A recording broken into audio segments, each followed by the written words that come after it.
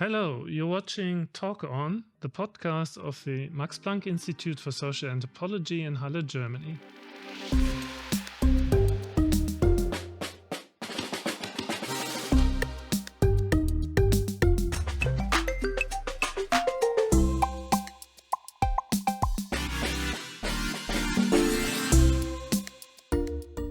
My name is Christoph Brumann. And I'm Jovan Maud.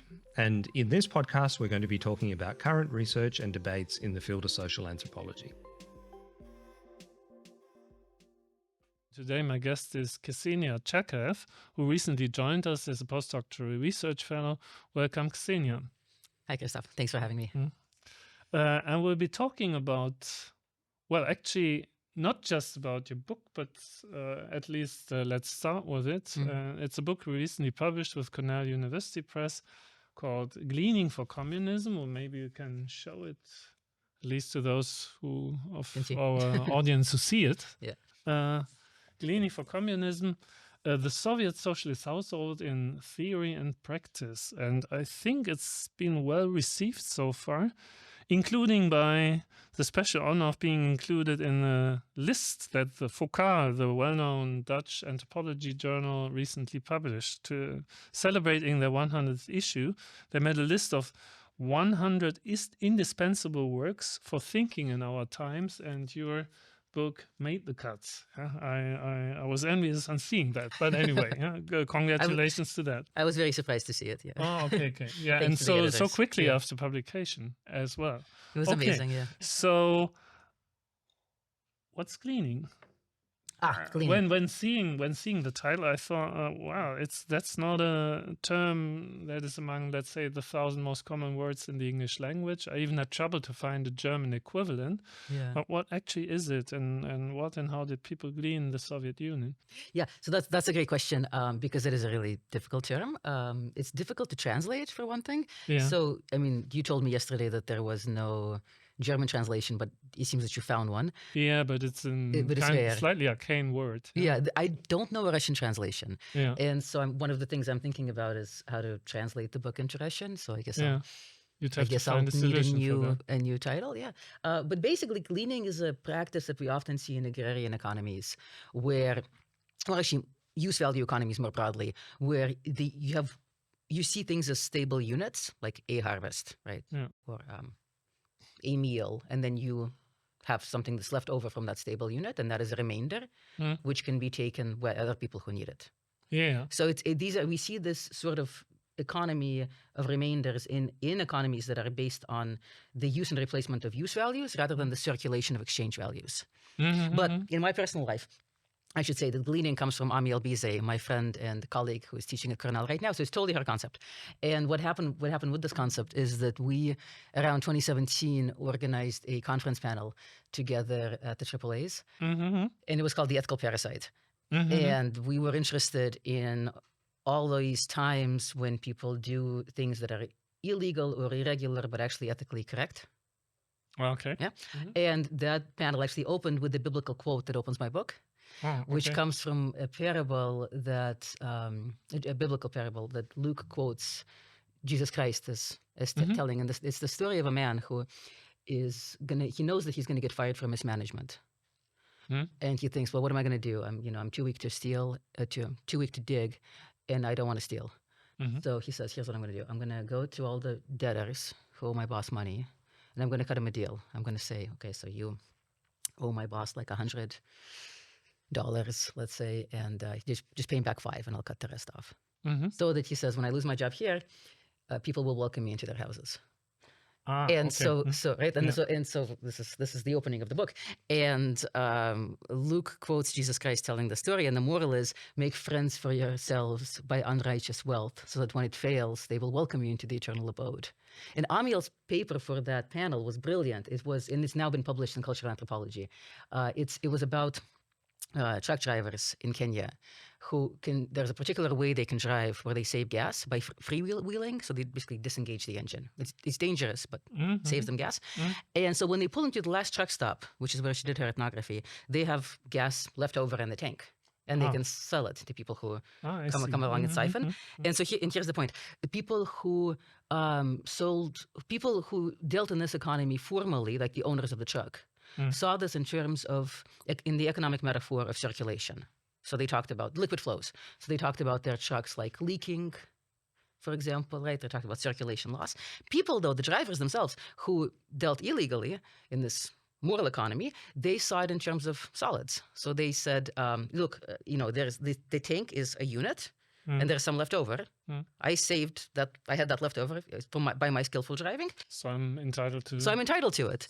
Dispose of it. Sell it. Yeah. And so Amiel suggested that we go back to the old biblical concept of gleaning to understand what's going on. And gleaning, it's in the book of Deuteronomy and in Leviticus. God's very specific about this. He says, you shall not gather your field to the edges, or go back for the gleanings. You should leave them for the poor and the foreigner.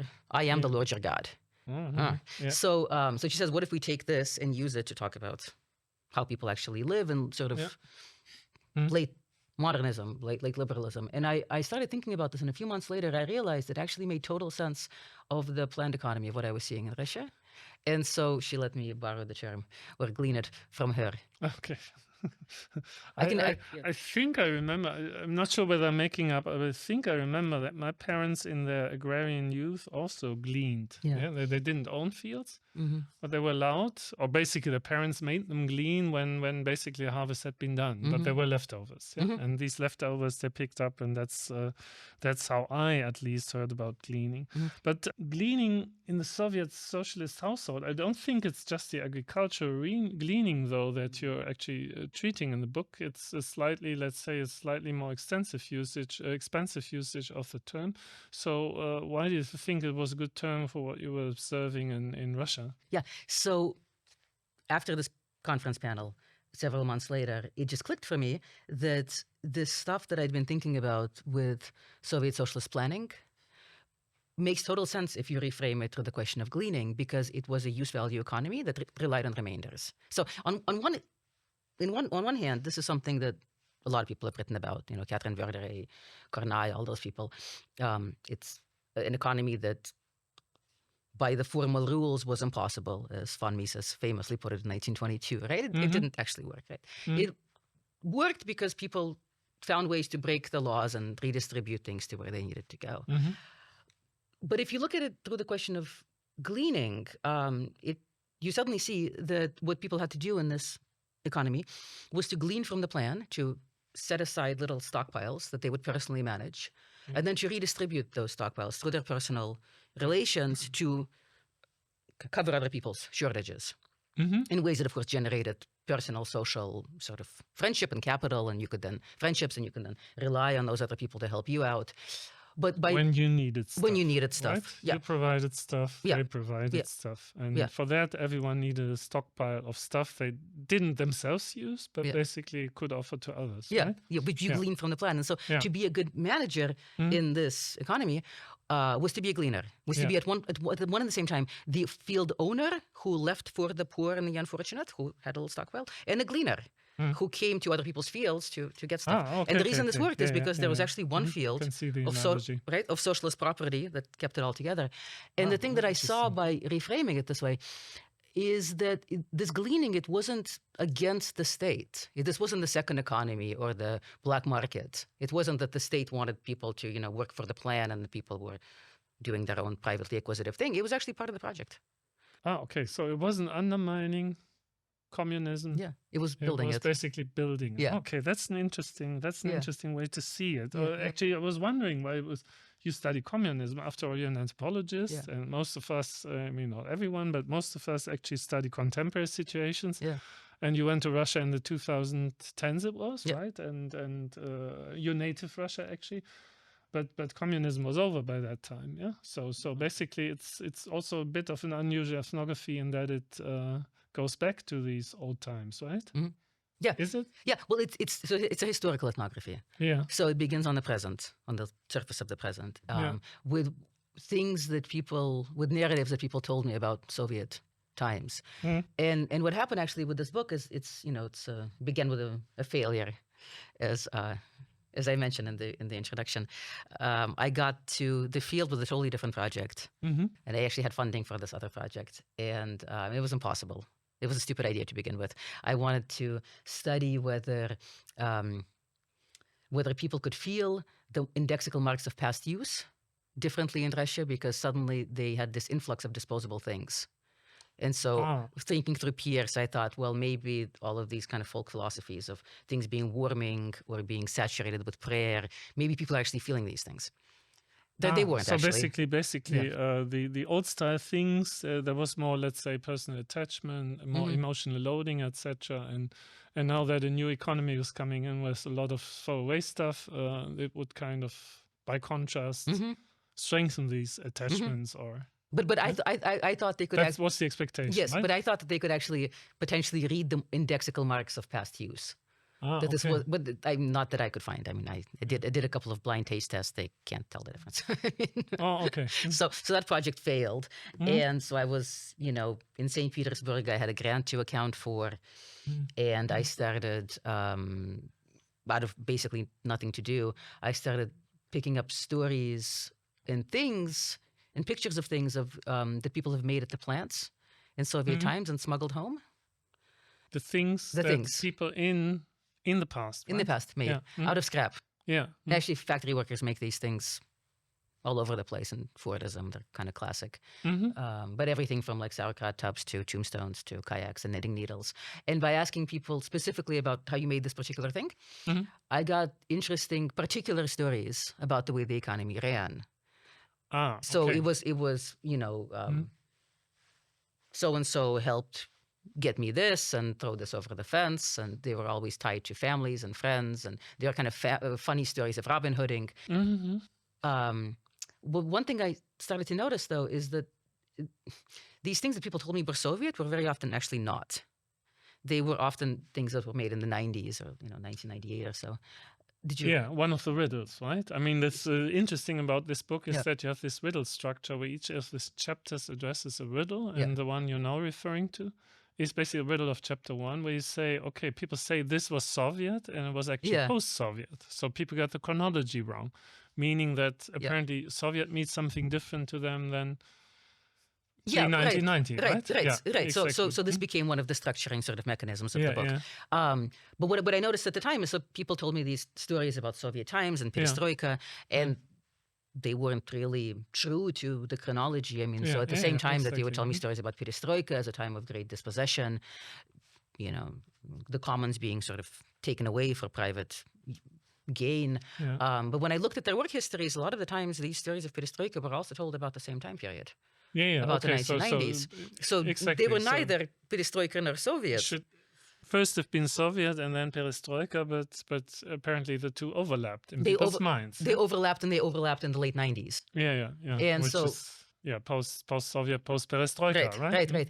And so to your question about how this is an ethnography, I mean, I think this is the method of historical ethnography, right? We start on the surface of the present, and we look for the way that people talk about the past. And then we look for what doesn't fit, and we try to explain why they're doing this. Put, yes, and so to explain this, I go into the history of Soviet property law. And I show that actually their narratives of Soviet times were actually not mistaken. They were pretty much spot on.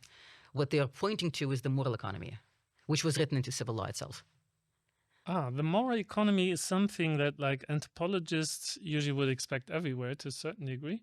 But the fact that the moral economy is written to the civil law sounds interesting. How was that? Or how exactly did that take place? It's one of the results that organizes another of your chapters, right? But anyway, but how exactly? So in the 1930s, Stalin and his legal team, but Stalin seems to have had a leading role in this, specifically created an anti-liberal, illiberal project, right? So they go back to the foundational documents of liberalism and they flip them.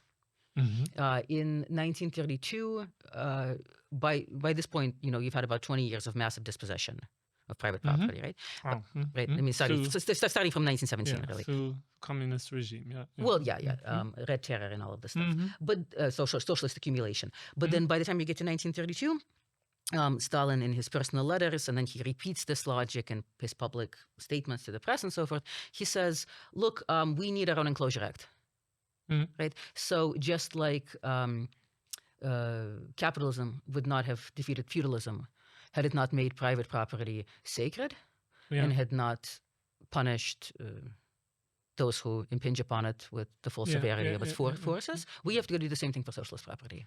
And this logic makes it into that really infamous anti-gleaning law of 1932, which makes any theft of socialist property illegal and punishable by death. So literally starving peasants gleaning grain, executed, right?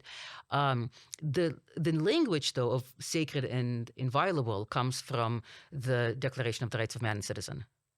So liberalism makes private property sacred and inviolable.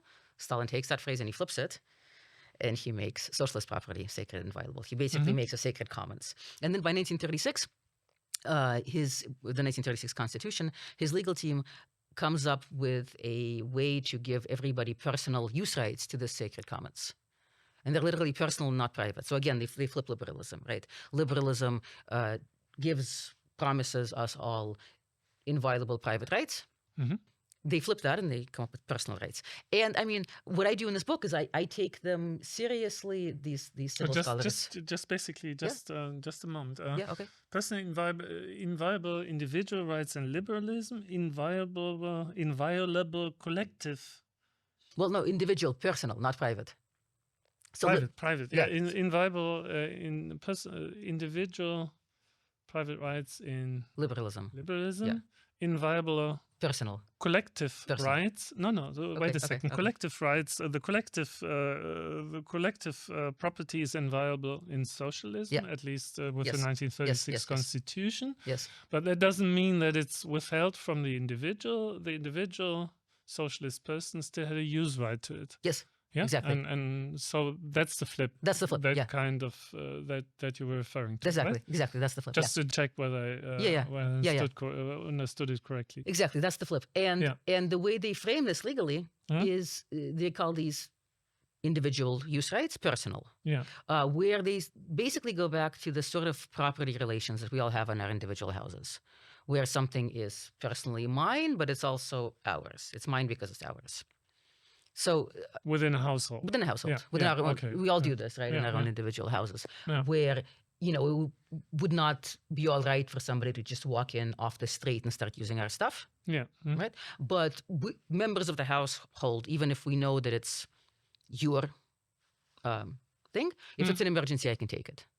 Yeah, sure. So Plus, it would be vaguely collective in any event if it's a household, right? Yeah, it belongs to all of us and none of us in particular. Yeah, although we all have our own individual things. Yeah. I mean, your brother's room, you shouldn't go into it. You shouldn't just take his stuff without asking. Yeah, we have, because that stuff is in the his personal kitchen. stuff. I mean, the kitchen equipment.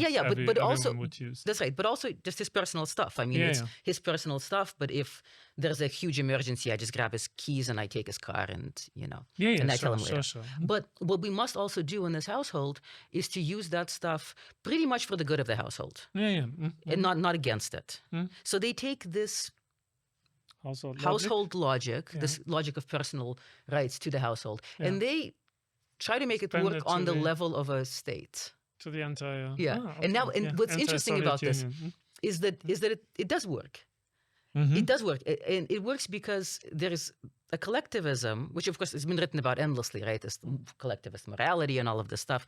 And it seems like it's a heavy-handed sort of thing that comes down from above, the state forcing its ideology and stuff. But it was also generated from the material base because they had this economy that did not work without people breaking its rules all the time to redistribute things to where they need to go.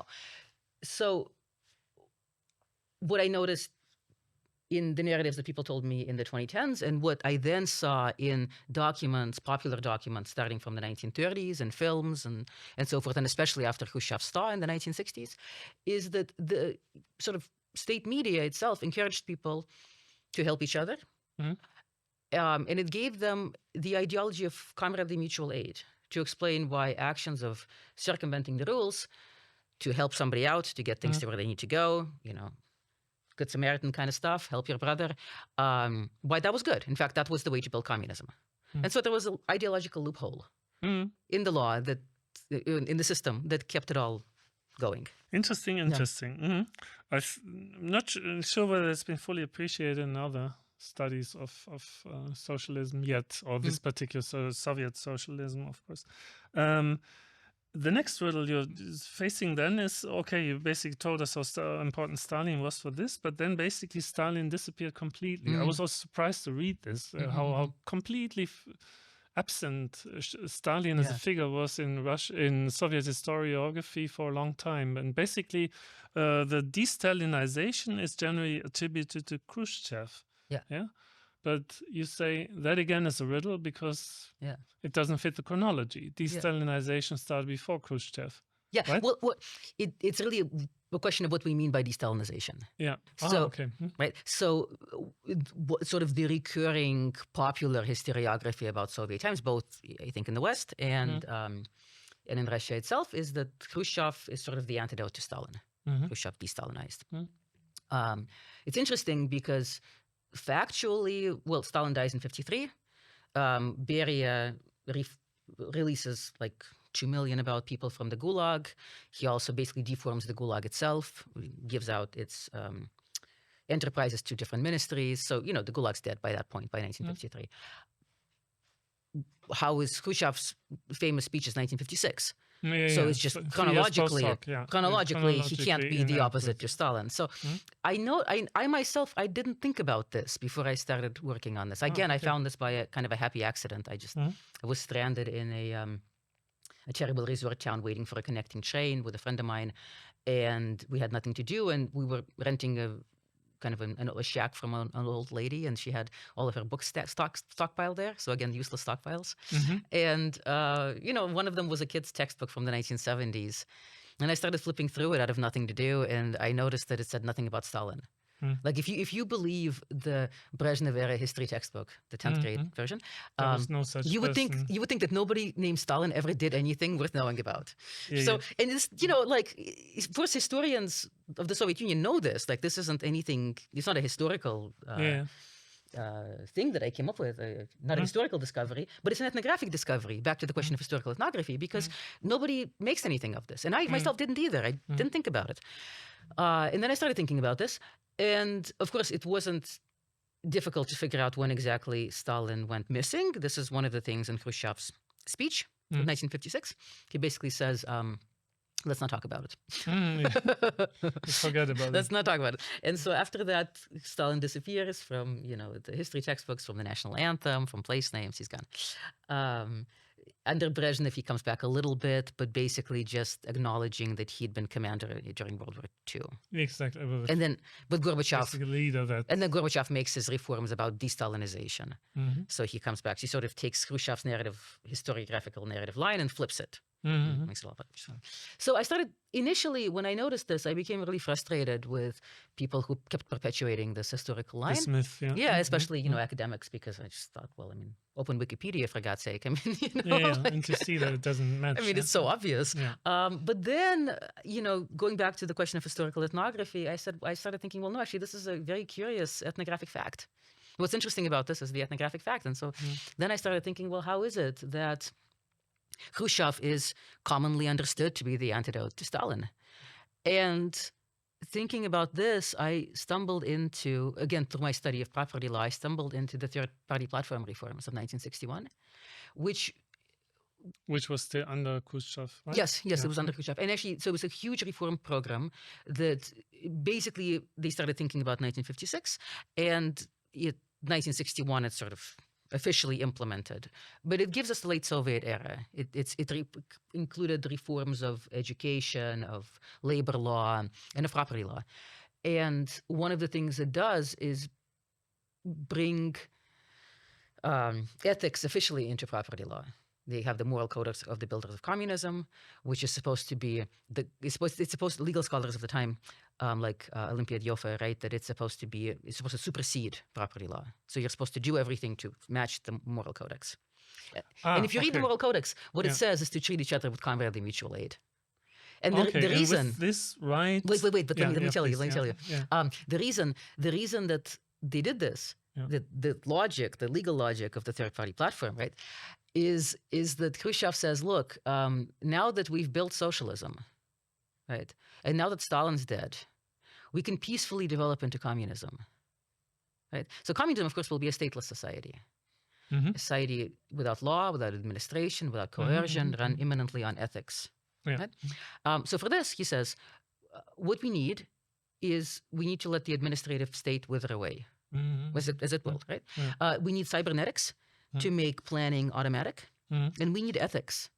We need people to start treating each other ethically with camaraderie, mutual aid. And once we all start to do this, then we will just peacefully develop into communism. And of course, this is what people had been doing anyway, because everybody's breaking the law.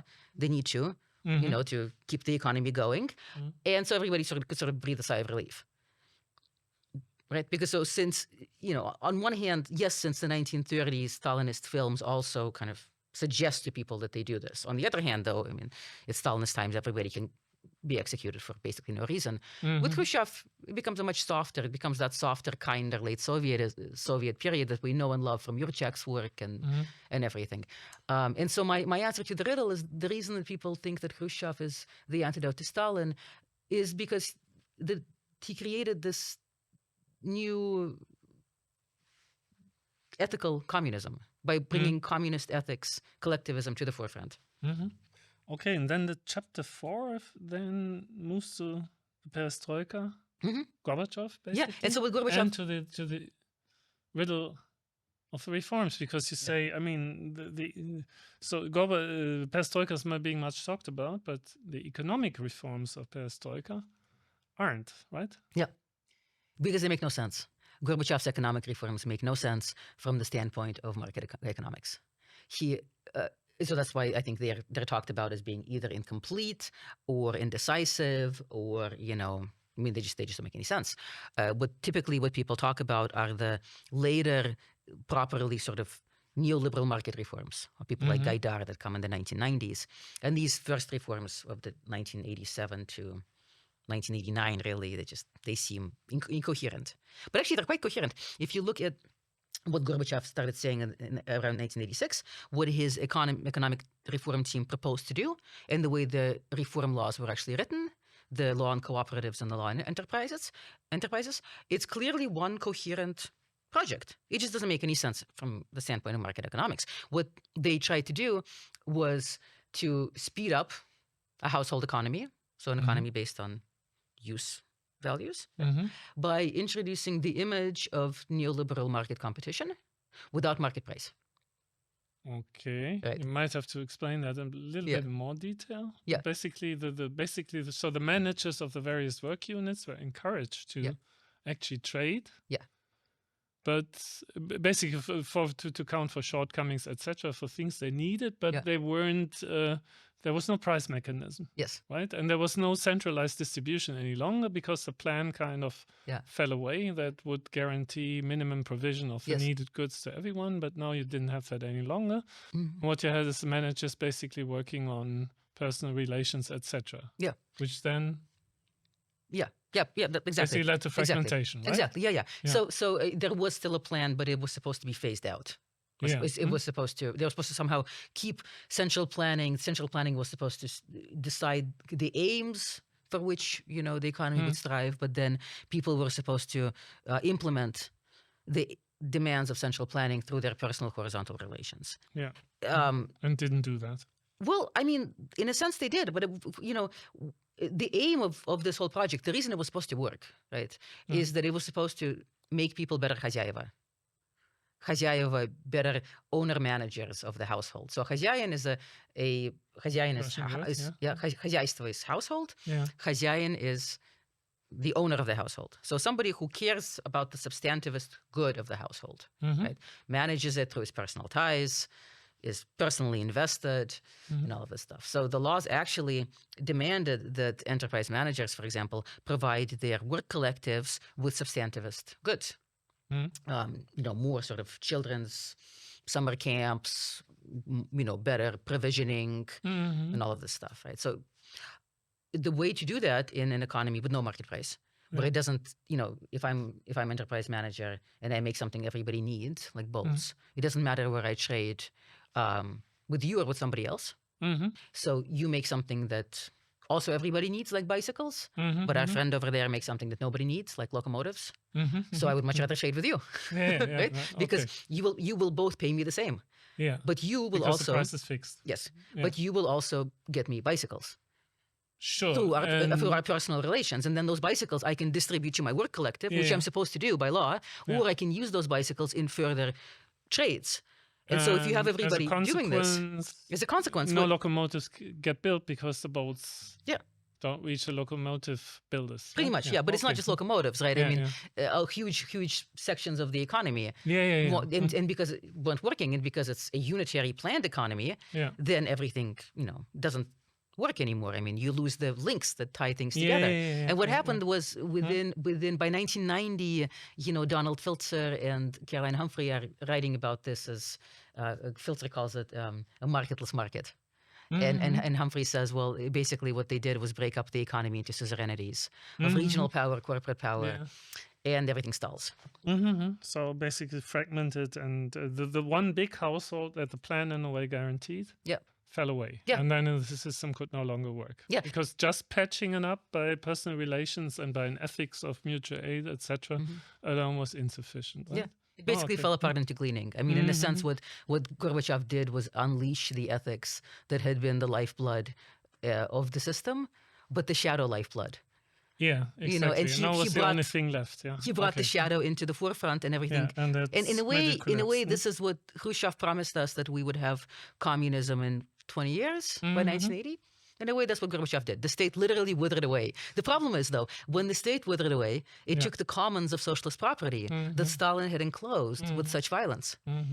And in a way, so the second kind of argument of the book is about the public political importance of historiography. Because the historical line with Khrushchev, which you pointed to earlier, right, where suddenly nobody was talking about Stalin, and we think that de-Stalinization. That played back under Gorbachev. Gorbachev was suddenly talking about Stalin, and again, this was de-Stalinization. And what that kept everybody from asking, though, is what Stalin actually did for the economy. So Stalinism became about unfreedom, it became about like a personal fear, it became all the subjective stuff, right? It did not become about the socialist property regime that Stalin had founded in 1932 with great violence. And so with this reading of history, that excluded property rights, the property commons, they gave it away. They dispossessed it accidentally. They did. I don't think they meant to. Okay. How specific is okay, so you basically, I mean, the more general lesson one could draw from this, beyond being even anthropologists not particularly interested in socialism or in the Soviet Union could draw from it, is basically yet another case of where, let's say, like an ethics of mutual aid, where in a sense a moral economy is part and parcel of economic life, and actually is basically indispensable for sustaining economic life, even when this is officially and formally run by different principles, acquisitive principles, the market, and so on and so forth. How specific then is this to Russia or to socialism, you think? Is it something like basically an ethics dimension we find everywhere, or how would you see it for, let's say, anthropologists who are economic anthropologists working elsewhere in the world? Yeah. On one hand, it's a historically specific story, of course. I mean, it's what's specific about the case is that it's, this ethic that I'm chasing, this kind of political moral economy, was itself intrinsic to the planned economy, was generated by the material base. It was supported by the ideological superstructure. So, on the other hand, though, in two ways, it's also a deeper story. On one hand, there is the deeper story of, I think, Russian illiberal modernity, which you can trace back to Alexander Herzen and the Narodniks, where they're dealing with a population of emancipated peasants who don't have property rights, private property rights. They own things collectively. And so the question is, how do you bring these people into modernity? And they start thinking through various collectivist, ethical sort of things based on the household. So there's that line. The other line, though, is, I think in some way, this, if you boil it down to the question of use value economies versus circulation economies, we see this everywhere. I mean, this is that's the universal. That's the universal, right? I mean, this is Malinowski. Malinowski goes to the Trobrians and he finds the kula, and that's what people want to talk about, and they love this, and it's all about personal glory and personal relations and gifting, but they also barter. It's called Gimbali, and they don't want to talk about it. They're ashamed of it, but they do it. So you always have these two poles. And what's interesting to me is that one pole dominates, and the other one haunts. Okay. Right? So look, if you go back again to Kula, you got Malinowski, right? You also have Nancy Munn. Yeah. Expansion, space-time, cool, but there's the witch that flies around at night, gobbling up value and eating people. And so the witch is private acquisitive accumulation. In the Soviet Union, great personal, comradely mutual aid, fantastic. There's the figure of the speculant who has bought up everything to create a deficit on the market, the socialist market, and to resell it then at a higher price. Right? But the same way, if you go to an economy that's supposed to value circulation, exchange value, like contemporary U.S., right, is haunted by the image of corruption, which is an ethical relation. I mean, it's the Godfather, right? So one dominates, the other one haunts. Interesting. So we heard about Gleaning in the Soviet Union. Does Gleaning, do you think it has a potential as a larger concept for anthropology? I hope so.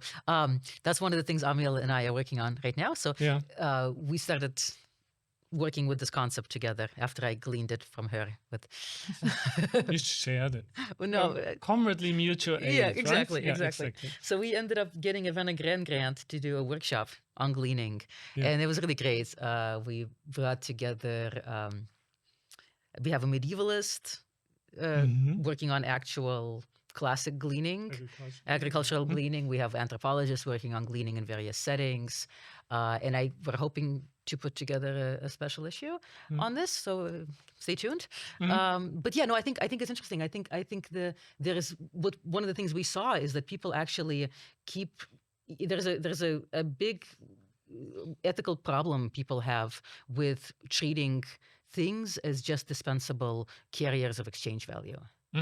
In the sort of the idea of exchange value circulation is that exchange value circulates, keeping it sort of valuable self safe and sound, and it casts off use value skins to do this. So value circulates through objects. Right? Objects don't circulate. Objects are used, and people all over the world have a big problem just throwing things away. So it's interesting. It's a way of thinking about people's relation to things that is based not just on acquisitive desire, but also on responsibility for these worlds that you used. Responsive even to the things itself. To the things themselves, It's a more than human story, potentially, right? I'm looking forward to what you will make of this. Yes, thanks. And I'd like to close by coming back to the book for a moment. Maybe we can have a look at it again for those of you watching us. Actually, it has a very nice cover, which is a sketch. Basically, it shows a young lady smiling, basically pouring water from a watering can on flower pots. One of the flower pots looked like a portrait of Lenin. The other one looks like a boot. And if you look closely, you can also see the watering can looks like a pipe. Now, what does that mean? Where does that come from? Can you explain that to us? Yeah, so that comes from my good friend Mike Dringenberg, who's a comic book artist, and I know him from Salt Lake. And I wanted to have a good cover for the book. It was one of the things Cornell asked me what I wanted to do. And actually this whole project it's all about personal ties. It's all about my own personal ties. So in a way, the book is itself a gleaning personal sort of kula economy. And so is the cover. And so is the cover, And so I wanted to do something. I was interested in there's a particular Soviet cover style that starts in the 1930s and goes pretty much to the 1980s. So it's exactly that period that I'm looking at. The glorious socialist realism with the optimistic flair. No, actually, no. It's much more specific. The style is an off-white cover with a black and white sketch, and so by the 1960s they started adding color to it.